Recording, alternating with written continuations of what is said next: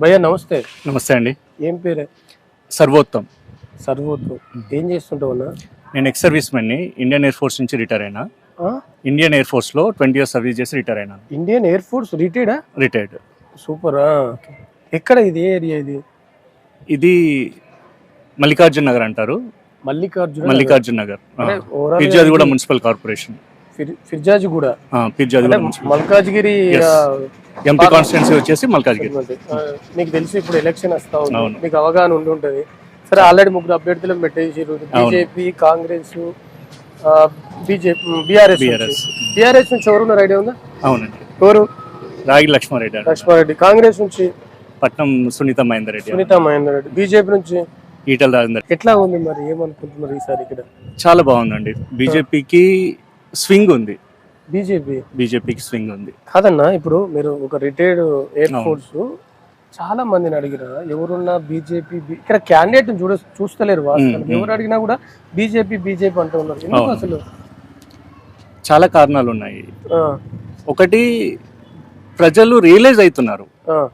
అంటే వాళ్ళు చూసిన చరిత్ర ఏంది. ఇప్పుడు నా వయసు 45 సంవత్సరాలు. నేను చిన్నప్పుడు చదువుకున్న చరిత్ర ఏంది, నాకు మా పెద్దోళ్ళు చెప్పింది ఏంటి, తర్వాత రియలైజ్ అవుతుంది, తర్వాత వాస్తవాలు తెలుస్తున్నాయి. ఇప్పుడు ప్రజలకు వాస్తవాలు తెలుస్తున్నాయి. ఏం వాస్తవాలు? సమాజంలో కొన్ని అపోహలు ఉన్నాయి. అది మీడియా పరంగా వస్తుండొచ్చు, లేకపోతే electronic media, print media, social media, లేకపోతే నలుగురు ఎక్కడ జమైనా కానీ నలుగురు మాట్లాడుకునే దాని ద్వారా కానీ సమాజంలో కొన్ని అపోహలు ఉన్నాయి. దాంట్లో మొట్టమొదటి అపోహ బీజేపీ హిందుత్వ అని. ఎవరైనా బీజేపీ హిందువుల పక్షపాతి అంటే నేను ఒకటే ప్రశ్న అడుగుతున్నాను వాళ్ళని, అంటే మీ మాధ్యమం ద్వారా అడుగుతున్నాను. అంటే చాలా మంది అంటున్నారు, కేవలం చాలా మంది అనుకుంటారు కేవలం హిందువులకి ఫేవర్ చేయడం కోసం గత 10 సంవత్సరాల్లో బీజేపీ తెచ్చిన ఒక్క పాలసీ గురించి చెప్పండి. కేవలం హిందువులకి మేలు చేయడం కోసం చేస్తుంది. అంటే బీజేపీ అంటేనే రాముని పేరు చెప్పుకొని ఓట్లు అడుగుతా ఉంది. జై శ్రీరామ్ అంటే కడుపు నిండుతుందా, ఉద్యోగాలు వస్తాయని మీరు వినే ఉంటారు. కేటీఆర్ కూడా అంటా విన్నాను. దేవుని పేరు అక్షంతలా కలిపి వాడుకుంటా ఉన్నాడు, శ్రీరాముని పేరు చెప్పాను. అవును. ఎట్లా చూడొచ్చు ఈ వాక్యాన్ని? మీరు ఇట్లా చెప్తా ఉన్నారు. ఒక ఓటమి భయంతో వచ్చిన అసహనం, ఆ అసహనం నుంచి వస్తున్న మాటలు అవి. అంతేనా? అంతే. నేను అదే చెప్తున్నాను. కేవలం హిందువులకి మంచి చేయడం కోసం, మిగతా మతాలకు కాకుండా కేవలం హిందువులకు మంచి చేయడం కోసం గత 10 సంవత్సరాల్లో బీజేపీ తెచ్చిన ఒక్క పాలసీ గురించి చెప్పండి. బీజేపీ భారతదేశం గురించి పనిచేస్తుంది, బీజేపీ భారతీయుల గురించి పనిచేస్తుంది. బీజేపీ ఏ పాలసీ తెచ్చినా గానీ మతంతో సంబంధం లేకుండా ప్రతి రిలీజన్ లో బీజేపీ ఫలాలు అందుకున్న వాళ్ళు ఉన్నారు. ప్రతి రిలీజన్ లో ఉన్నారు. అయితే బీజేపీ ఒక్కదానికి మాత్రం కంకణం కట్టుకుంది. అదేంటంటే గత 70-80 సంవత్సరాల్లో హిందువులకు చాలా నష్టం జరిగింది. ఆ నష్టాన్ని పూడ్చే ప్రయత్నం కూడా కాదు, ఇంకా ఫర్దర్ ఆ నష్టం జరగకుండా చూసే ప్రయత్నం చేస్తుంది. వివిధ ప్రభుత్వాలు రాష్ట్రాల్లో పరిపాలించినా గానీ, దేశంలో పరిపాలించినా గానీ వాటి పాలసీల కారణంగా హిందువులకి నష్టం జరిగింది. జరుగుతున్న నష్టాన్ని ఫర్దర్ జరగకుండా చూసే ప్రయత్నం చేస్తుంది తప్ప హిందువులకి పక్షపాత ధోరణితో కేవలం హిందువులకి మేలు చేసే ప్రయత్నం బీజేపీ చేయట్లేదండి. బీజేపీ ఒక జాతీయవాద పార్టీ. బీజేపీ భారతీయుల కోసం పనిచేస్తుంది. ఒక క్రిస్టియన్ కావచ్చు, ఒక ముస్లిం కావచ్చు, ఒక జైన్ కావచ్చు, ఒక పార్సీ కావచ్చు, ఒక బుద్ధిజం ఫాలో అవుతున్న వ్యక్తి కావచ్చు, ఎవరైనా మీరు భారతదేశాన్ని ఓన్ చేసుకోండి, మీకు బీజేపీ పనిచేసి పెడుతుంది. అంటే బీజేపీ అంటేనే హిందువులకు ముస్లింలకు కొట్లాట పెడుతుంది, రెచ్చగొడుతుంది అని చెప్పి అంటా ఉన్నారు కదా. ఈ రోజు ఆ మాట వినిపిస్తుంది కదా. ఎట్లా అయితే ముస్లిం కమ్యూనిటీలో ఎడ్యుకేషన్ పెరుగుతూ ఉంటుందో అట్లా ఈ వాదన తగ్గుతూ వస్తుంది. ఎందుకంటే నేను ఈ రోజు రియలైజ్ అయినా, ఇంకో 4 సంవత్సరాలకో ఇంకో 10 సంవత్సరాలకో ఒక ముస్లిం సోదరుడు కూడా రియలైజ్ అవుతాడు. ఆయన గనక భారతీయ అంటే ఆయనలో భారతీయత ఉంటే, ఆయన భారతీయుడిగా ఫీల్ అయితే, భారత మాతని గౌరవిస్తే బీజేపీ ఆయనకు కూడా సేవ చేస్తుంది. ముస్లిం అయినా సరే సేవ చేస్తుంది. అది ఏదో ఒక రోజు ఆ ముస్లిం రియలైజ్ అవుతాడు. ఎప్పుడైతే ఆయన రియలైజ్ అయ్యిండో ఈ హిందూ ముస్లిం అంటే ఆ ప్రాపగండా చేస్తున్నారు కదా, ఆ ప్రాపగండా కూడా దూరం అయిపోతుంది. ఎందుకంటే అవేర్నెస్ వస్తుంది జనాలకి.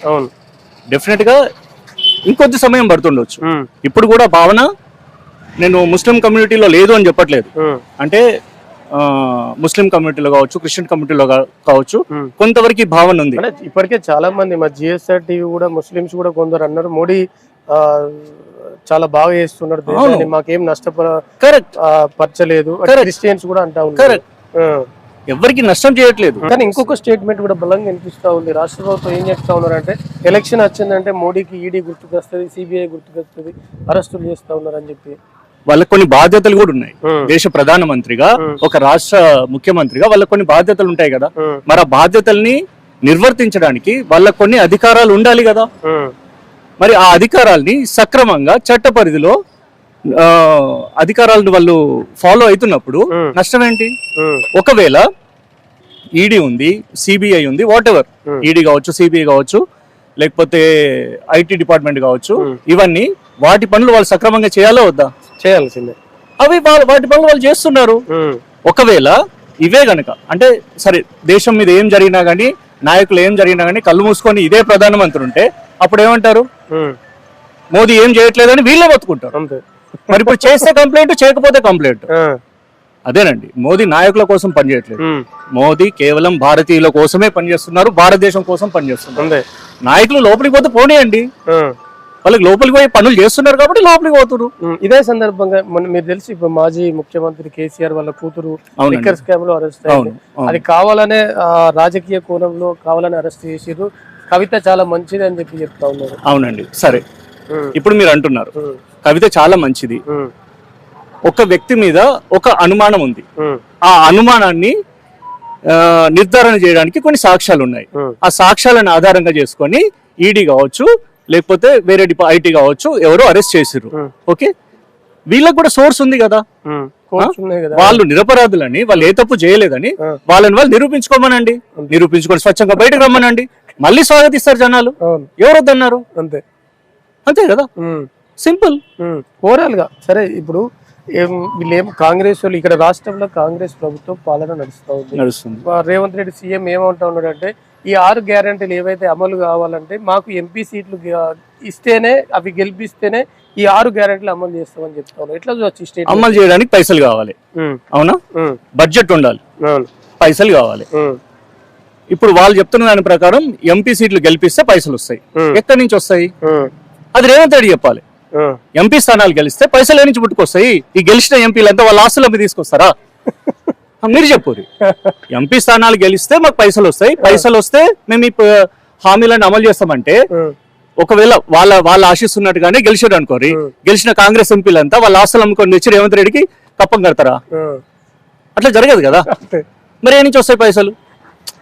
జనాల్ని ఇప్పటిదాకా ఫూల్స్ చేస్తూ వచ్చిరండి, కానీ అవేర్నెస్ పెరుగుతుంది.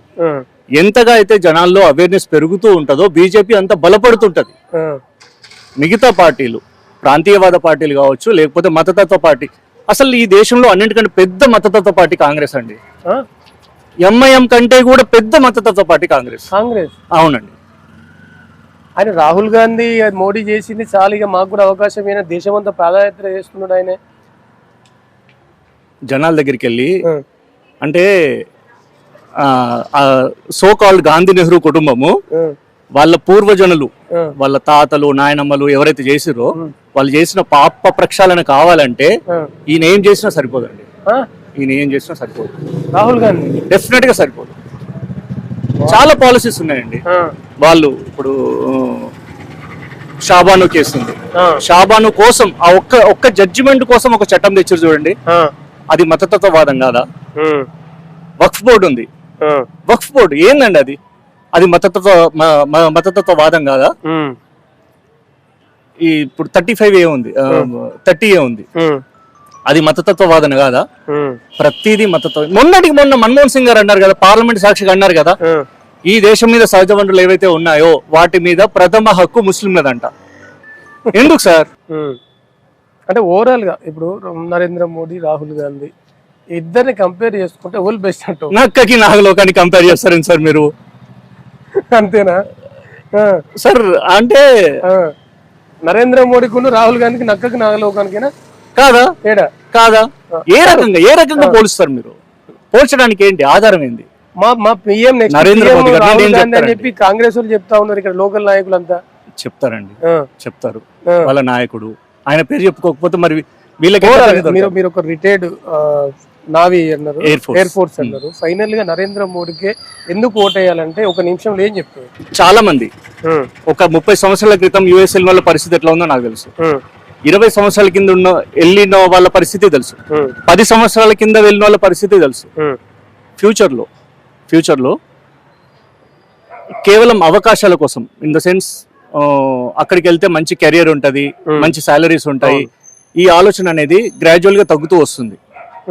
ఇది ఇట్లానే కంటిన్యూ అయితే ఇంకొక 10 సంవత్సరాలు అండి, ఇంకొక 10 సంవత్సరాలు యూరోపియన్ కంట్రీస్ నుంచి ఎంప్లాయ్మెంట్ కోసం ఇండియా వచ్చే రోజు కూడా దూరంలో లేదు. యూరోపియన్ కంట్రీస్ నుంచి ఎంప్లాయ్మెంట్ కోసం ఇండియా వచ్చే రోజు దూరంలో లేదు. మోదీ ఇంకొక 5 years హెల్దీ లైఫ్ ఉంటే 10 years దేవుడు ఆయన జాగ్రత్తగా చూడాలి, ఓకేనా, మంచి ఆరోగ్యం ఇవ్వాలి. కానీ ఆయన వారసత్వం కూడా, రాజకీయ వారసత్వం, ఆయన రాజకీయ నాయకులను తయారు చేస్తున్న విధానం చాలా గ్రేట్ అండి, చాలా గ్రేట్. ఎవరండి తేజస్వి సూర్య? ఈ రోజు తేజస్వి సూర్య ఒక స్టేచర్ ఉంది, ఒక నాయకుడిగా ఎదిగిర్రు. అన్నామలై ఎదిగిర్రు, యోగి గారు ఎదిగిర్రు, ఇట్లా ఎన్ని పేర్లు చెప్పుకుంటూ పోదాం. సో చాలా మంది నాయకుల్ని, చాలా మంది గొప్ప నాయకుల్ని తయారు చేస్తున్నారు మోదీ. సో మోదీతో పాటు భవిష్యత్ తరాలకు కూడా రాజకీయ బీజేపీలో ఆ రాజకీయ కేపబిలిటీ అనేది పెరుగుతూ వస్తుంది. సో డెఫినెట్ గా ఫ్యూచర్ నేను ఎంత దూరం ఫోర్కాస్ట్ చేయగలుగుతానో, లైక్ 20 years, 30 years, 40 years బీజేపీదే ప్రభుత్వం, అంతే, బీజేపీదే ప్రభుత్వం. మోదీ గారి తర్వాత కూడా బీజేపీదే. ఒక 20, 30, 40 సంవత్సరాలు ఉద్యోగ అవకాశాల కోసం వేరే కంట్రీస్ నుంచి ఇండియా వస్తారు, పక్కా వస్తారు. ఒకవేళ ఎలక్షన్ లో మోడీ ఓడిపోయి కాంగ్రెస్ వస్తే రాహుల్ గాంధీ జరగదండి, అది జరగదు. ఏదున్నా ఫైనల్ నరేంద్ర మోడీ. నెక్స్ట్ 20, 30, 40 సంవత్సరాల గురించి ఫోర్కాస్ట్ చేసి చెప్తున్నాను. ఓకే, బీజేపీ చుట్టూనే భారత రాజకీయాలు ఉంటాయి, బీజేపీ ఆధ్వర్యంలోనే భారత రాజకీయాలు నడుస్తాయి, భారతీయుల భవిష్యత్ అంతా బీజేపీ చేతిలోనే ఉంది. Thank you.